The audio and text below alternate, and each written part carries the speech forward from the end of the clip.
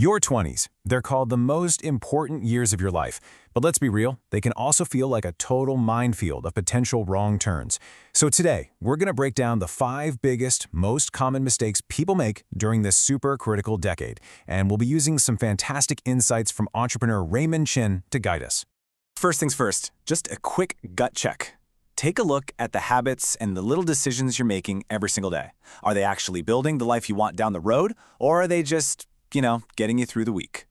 Your 20s are what many call the defining decade, because the small choices you make right now, they're compounding. They're going to have a massive impact on where you land at 30, 40, and beyond. All right, let's dive right into the first huge mistake.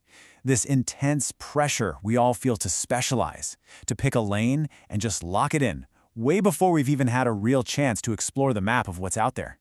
So on the screen, you can see 2 very different approaches. On one side, you have the specialist path. This is what society usually pushes us towards, right? Become the best at this one specific thing. And look, deep expertise is super valuable. But the argument here is that your 20s are the absolute prime time for the explorer path over on the other side. And why is that? Well, because a ton of people realize way too late that they're in the wrong major or the wrong career. You just might not know what you're truly great at yet. So, if you're exploring, what are you even looking for? I think this is fascinating. Think of it as a 4-part test for finding your life's work. You're searching for that magic sweet spot where all 4 of these things overlap. Something you have a natural knack for, something you're genuinely passionate about, something that can actually make you money, and finally, something that feels like it has a real, meaningful impact.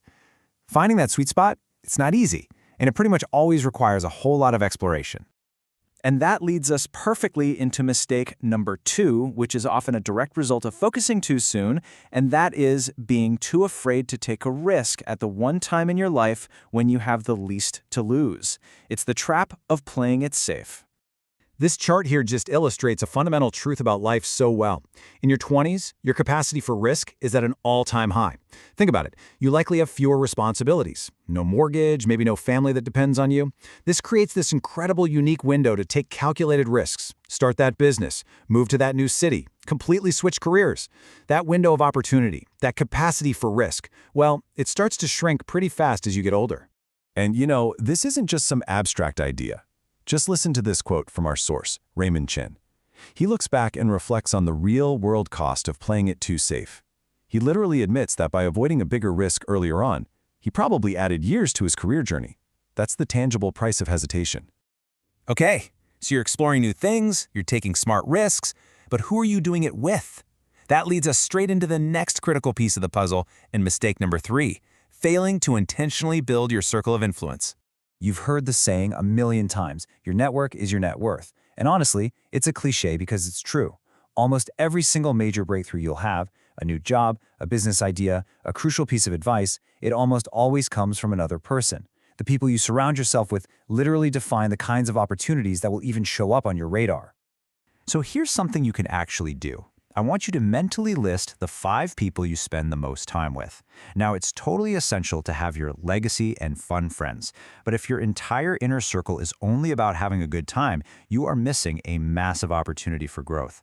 The advice here is to make sure that at least 2 of those 5 people are what you'd call growth friends. The people who talk about the future, about business, about careers, and who challenge you to think bigger.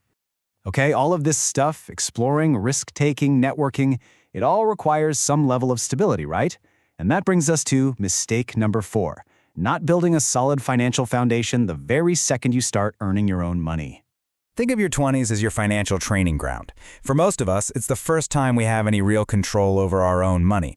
And the habits you form right now, how you track your money, how you save it, how you spend it, they're going to become automatic behaviors that stick with you for decades. And that can be a good thing or a really, really bad thing. Getting this right is the difference between freedom and feeling trapped down the line. So, where do you start? Well, it's about mastering the absolute basics, not becoming a Wall Street wizard overnight. First, you have to know exactly what's coming in and what's going out. You got to know your numbers. Second, you need to actually look at your spending and see where your money is really going.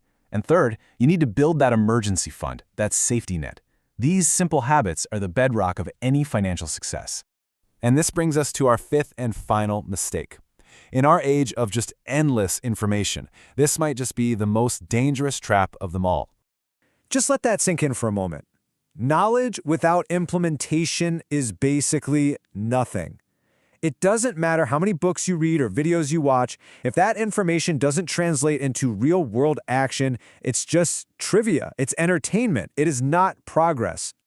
This slide just perfectly captures the modern trap we're all in. The old way was simple, the learning loop. You get information and you implement it. Done. But now we get caught in the consumption cycle. You watch a video, you feel that little rush of motivation, and your brain craves more. So you watch the next video, and then the next one, and you get trapped in this loop of feeling productive without ever actually doing anything. So let's end with this. We just walked through 5 really important ideas. The real question is, which one will you turn into action? Don't let this just be another video in your consumption cycle. Pick one. Maybe it's exploring a new skill, or taking one small risk. Maybe it's reaching out to a growth friend, or just tracking your spending for one day. Which one will you implement not tomorrow, but today? Because that choice, that's the only thing that really matters.